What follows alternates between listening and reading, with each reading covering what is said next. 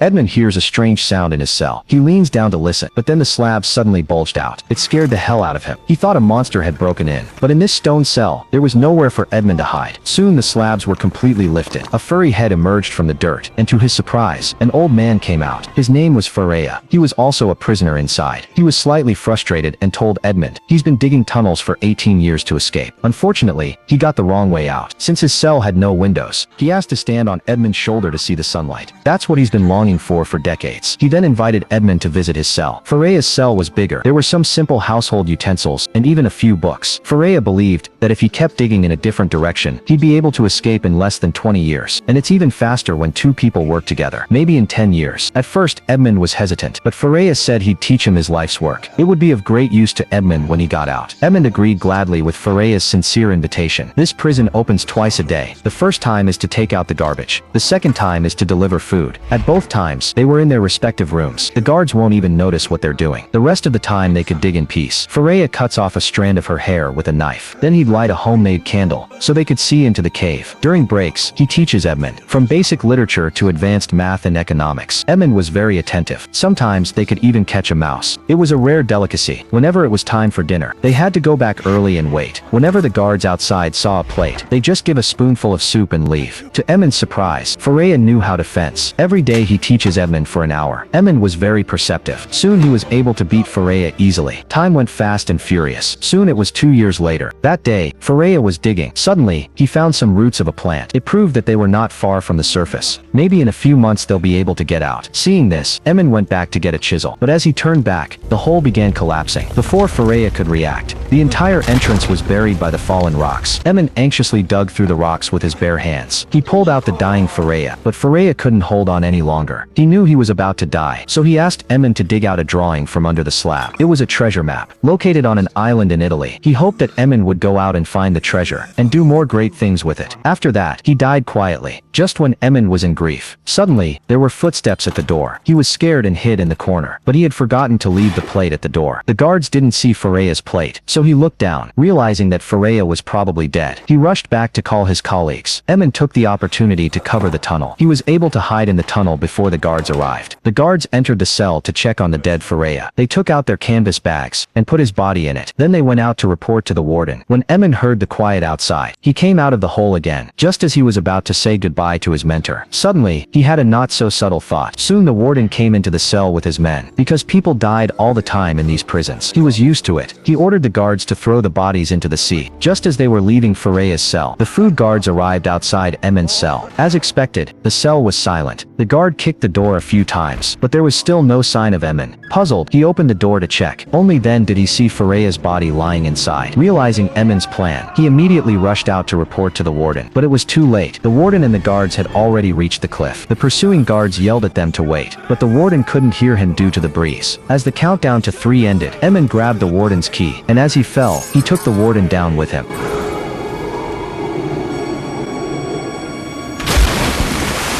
After falling into the sea, Edmund cut the canvas with his knife. Then he unlocked his body with the key. When he swam to the surface, he found the warden lying shivering at the bottom of the cliff. Angrily, Edmund went over and pushed him into the water. Not long after, the warden was completely drowned, and then Edmund disappeared to the sea. The next morning, Edmund woke up on a sandy beach. After a hard night's swim, he had finally escaped from that dreadful prison, and what awaited him was the promised freedom and endless riches.